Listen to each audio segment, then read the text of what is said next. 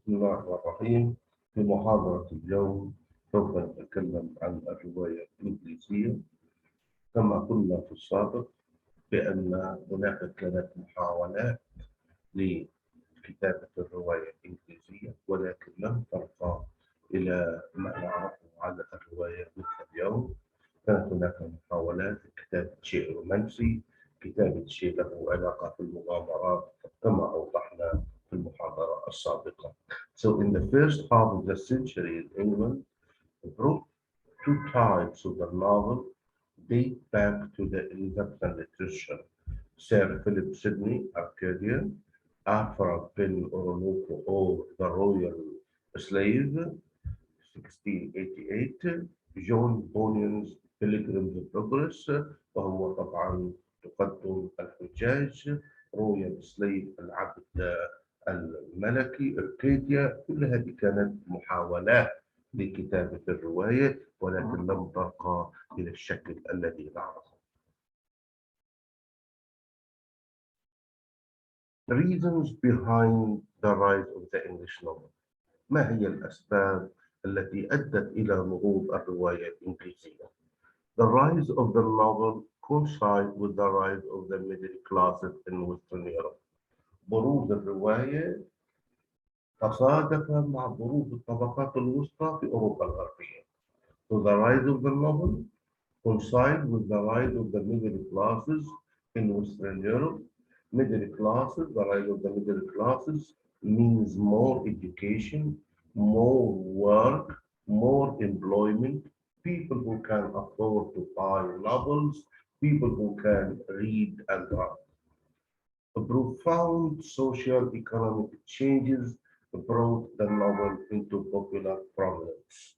There were deep changes, social, political, economic, which facilitated the rise of the novel.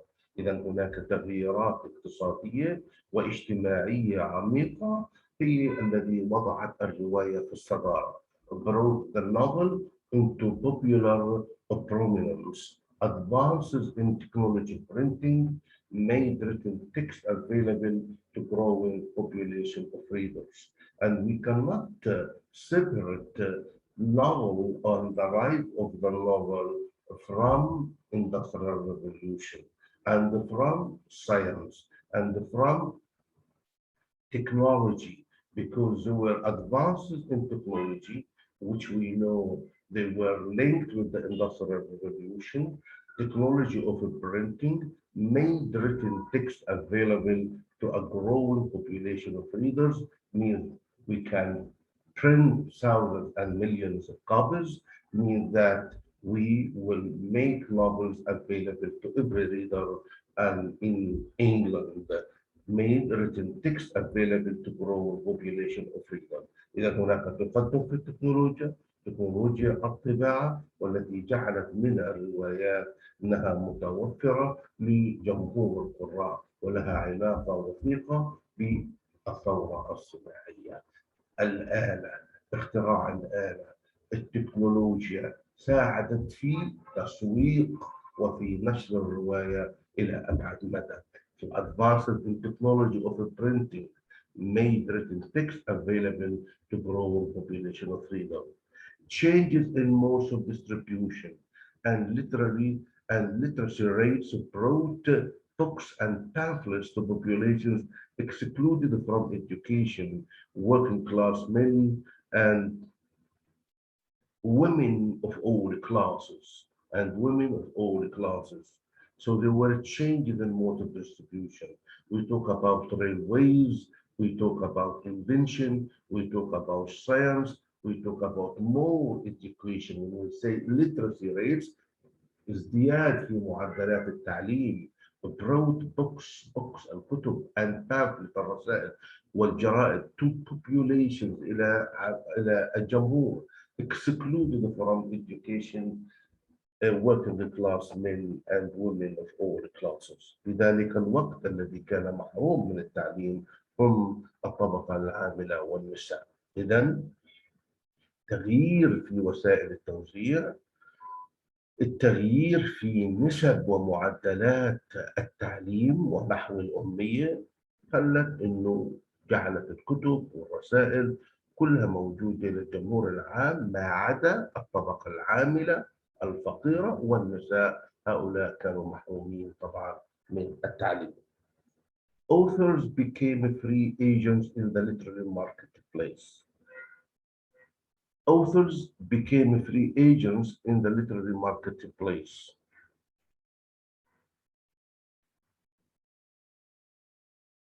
and dependent on popular sales of success and sustenance, reflecting the values of the middle class readership. The authors became free agents. The writer writes a novel and the publishers publishes the novel. So it is about the marketplace. And it is about how many people will buy the novel and will buy the book. It depends on the marketplace. And also it depends on the taste of the readers of the middle class. So authors became free agents in the little marketplace, dependent on popular sales. If he writes a successful novel, means that he will reap lots of money. If he writes not a successful novel, so he will not, you know, get too much profit. So we will find that the success and the living of the authors depend on depend on the popular sales of their novels. And they have to write novels which reflect the values of the middle class readership to ensure that their novels will succeed. إذا الكتاب أصبحوا عبارة عن مجموعة من الناس التي تكتب في السوق الأدبي، ويعتمد على نجاح رواياتهم وأعمالهم إنه مدى المبيعات التي سوف تحققها هذه الرواية، ويعتمد كمان على مستوى معيشتهم، أرباح كثيرة مستوى معيشة أعلى، أرباح قليلة إذا مستوى معيشة أقل. فهذا يعتمد على ذوق الطبقة المحافظة الوسطى من القراء، لأنه لازم نكتب رواية تخاطب أذواقهم reflecting the values of the middle class readership. So the reasons behind the rise of the English novel coincide with the rise of the middle class in Western Europe. Profound social economic changes brought the novel into popular prominence. Advances in technology, printing made with text available to growing population of readers, changes in modes of distribution and literacy, race brought books and pamphlets to population, exclude from education working class men and women of all classes. Authors became free agents in the literary marketplace. They write their novels and dependent on the popular sales of success and sustenance. Sustenance يعني نحتاج من وراء الأرباح الروايات. Reflecting the values of middle class readership. إذا إحنا لازم نكتب شيء يتناسب مع أصوات الطبقة المحافظة الوسطى، وهيك بنكون تكلمنا عن الأسباب التي أدت إلى خروج الرواية الإنجليزية. لو لاحظنا هون بأنه له علاقة وثيقة بالثورة الصناعية، له علاقة وثيقة بالتكنولوجيا، له علاقة وثيقة ب آه، آه، آه، بشق الطرق وبالسكك الحديدية، واللي ساعدت على أنه تنقل طبعا الروايات والكتب من مكان إلى آخر. له علاقة بالتعليم، له علاقة بالعمل، لأنه عندنا ثورة صناعية صار عندنا موجود عمل، موجود فلوس، لأنه احنا بنقدر ايش؟ نتعلم، لأن التعليم في ذلك الوقت كان مقصورا على الأغنياء وليس على الفقراء زي ما احنا هنشوف في رواية جوز أبسكر. إذا الكلام هذا له علاقة بالثورة الصناعية اللي هنشرحها إن شاء الله، واللي هتكون معنا في هذا المسار. نعرف مراحلها، لأن الثورة الصناعية هي كانت نقطة التحول في تاريخ أوروبا بشكل عام وتاريخ إنجلترا بشكل خاص. So we say the Industrial Revolution is a turning point in the history and the life of people in Europe in general, and in the history and the life of people in England in particular.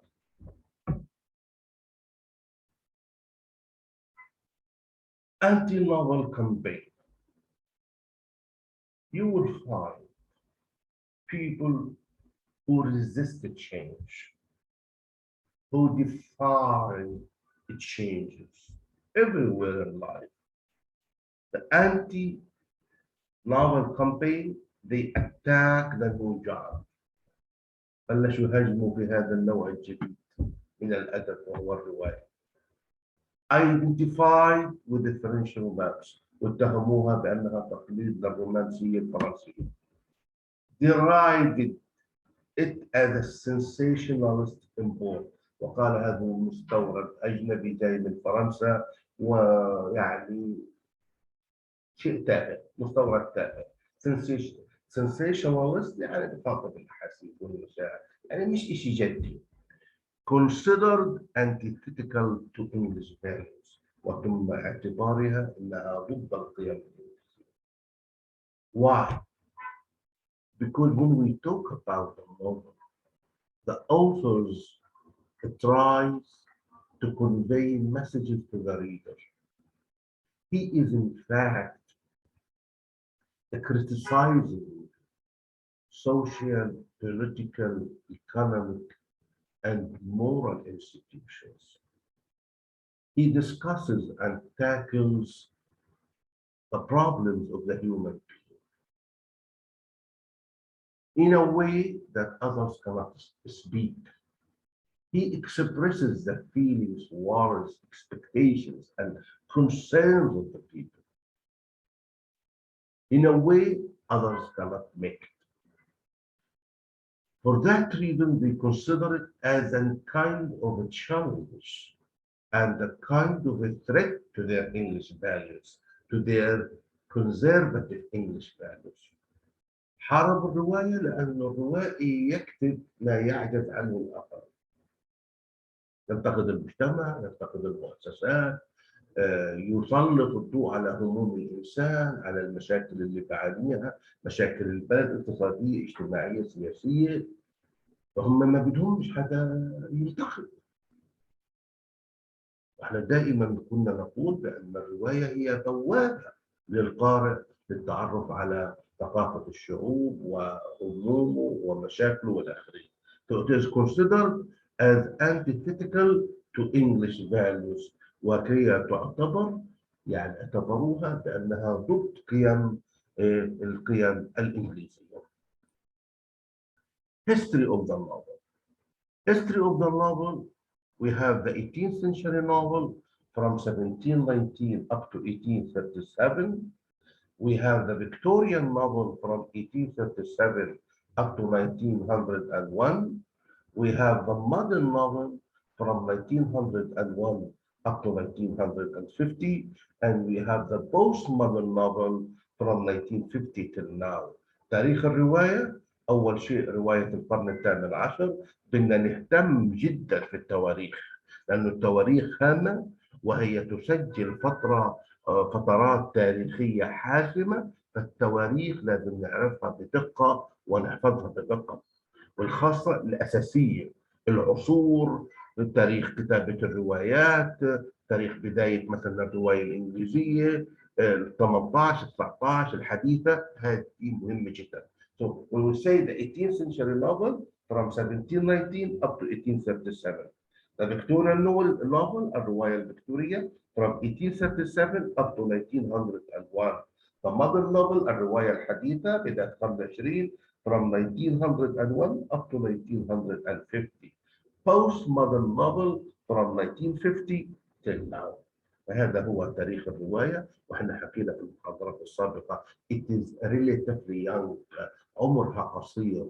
It is only 250 years when we talk about the history of the novel, the 18th century novel, Victorian novel, the modern novel, and now we have the postmodern novel. And today, while I'm speaking to you, we have the world novel الرواية العالمية. 18th century novel. Features of the 18th century novel: realism and drama of the individual consciousness has a precedence over external drama. 18th century novel tackles realistic issues، مواضيع واقعية وحقيقية. It sheds light on experiences of the human being and the individual. So realism is an important feature of the 18th century novel.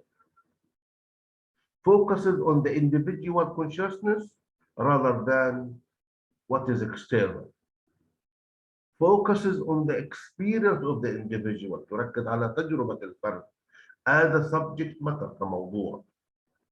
Exploration of individual consciousness and perception. واكتشاف الوعي الفردي والمشاعر والأحاسيس والهموم. So when we talk about the features of the 18th century novel, it is a realistic novel. Realism means that the events are derived from reality. It focuses on the individual consciousness. It focuses on the experience of the individual. يركز على تجربة الفرد كموضوع أساسي as a subject matter.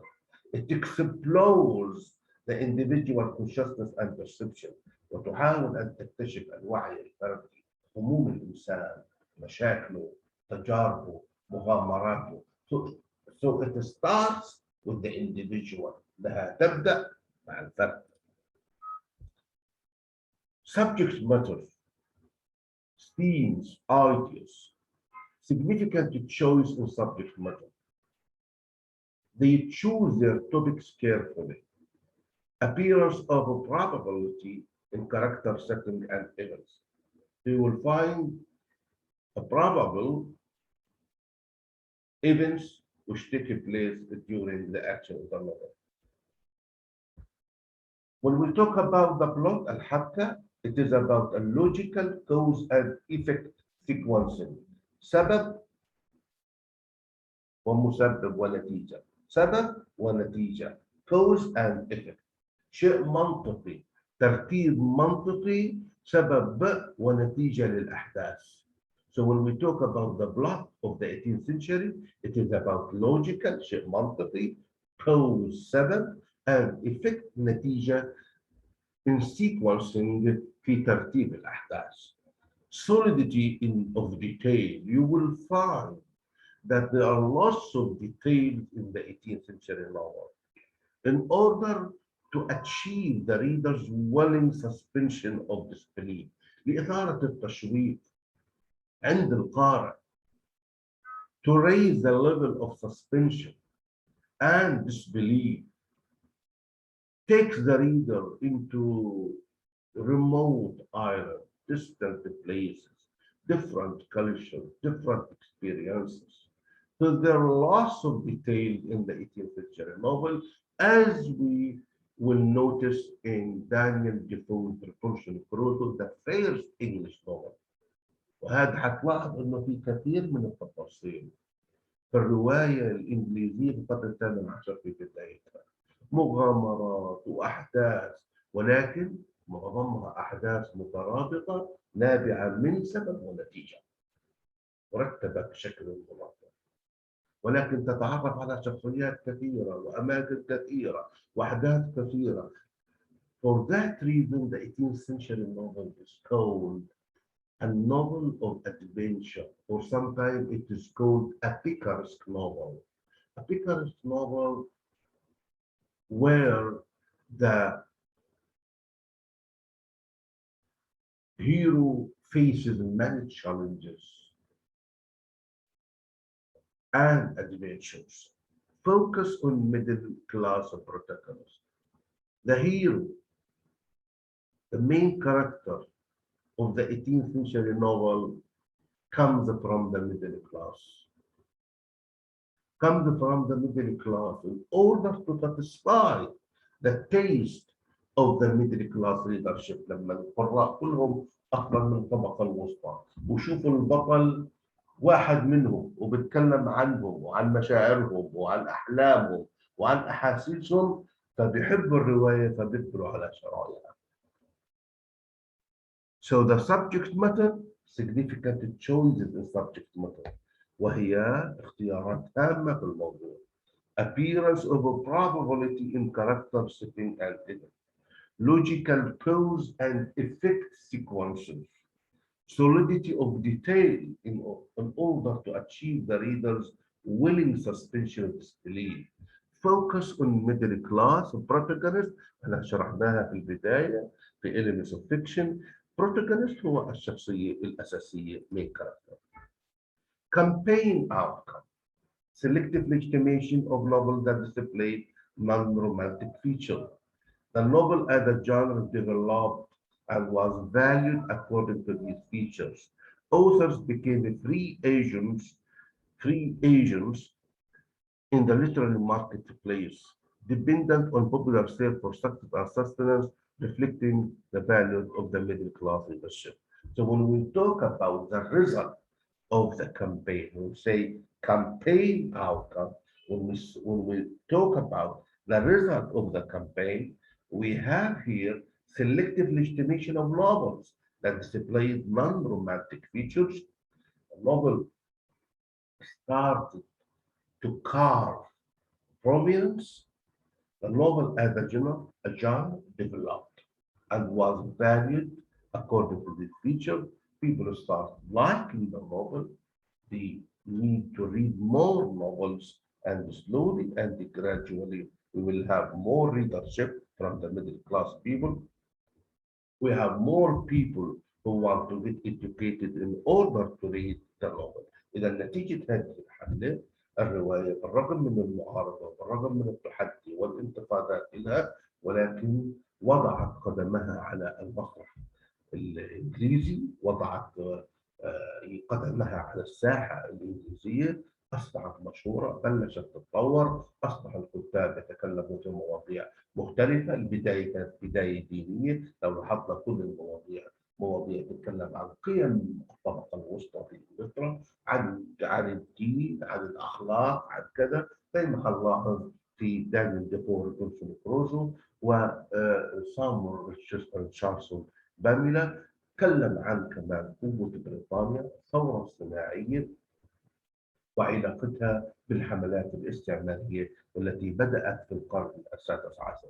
في نقطة مهمة جدا، اللي بدرس مواد مع سواء قصة قصيرة أو أدب أمريكي أو رواية هيلاحظ إنه المواضيع كلها متداخلة.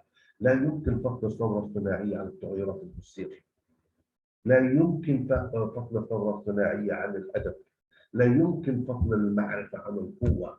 فمواضيع متداخلة. يعني اللي بياخذ موضوع عن الكولونياليزم في القصة القصيرة لازم هيمر عليه كولونياليزم في الأدب الأمريكي، هيمر عليه كولونياليزم في الرواية، لأنه هذه هي المواضيع العامة واللي بتنعكس في الأعمال الأدبية وفي تاريخ الشعوب وفي أممها. فأنت هتلاحظوا إنه في interdisciplinary. العلوم الإنسانية ليش نسميها interdisciplinary؟ هي علوم متداخلة في ظواهر أثرت على العالم، العولمة، الاستعمار، الدين، الصراع الثقافي. كل هذا بينعكس على الروايات والأعمال الأدبية في كل قرن على حدة. القرن الثامن عشر أنا لا أستطيع أن أفهم أدبه بدون ثورة صناعية. المرحلة الأولى العصر الفكتوري لا يمكن أن أفهمه بدون فهم الثورة الصناعية. المرحلة الثانية العصر الحديث لا يمكن أن أفهمه بدون فهم الثورة الصناعية. المرحلة الثالثة الأدب العالمي لا يمكن أن أفهمه بدون فهم الثورة الصناعية. المرحلة الرابعة ونحن نسميها العولمة. شفتوا كيف الأمور متداخلة وتنعكس على الأعمال الأدبية، لأنه دائما نقول أن العمل الأدبي هو انعكاس للواقع. بتمنى أنكم استفدتوا من هذه المحاضرة واللي هي طبعا من الكتاب انسجاما طبعا مع مقدمتنا للرواية، وبنبلش بالتدريج نتعمق في هذا الموضوع. و تنسوش أي تعليق إذا عجبتكم، تسجيل اشتراك حاولوا تشتركوا عشان يوصلكم كل جديد. والسلام عليكم ورحمة الله.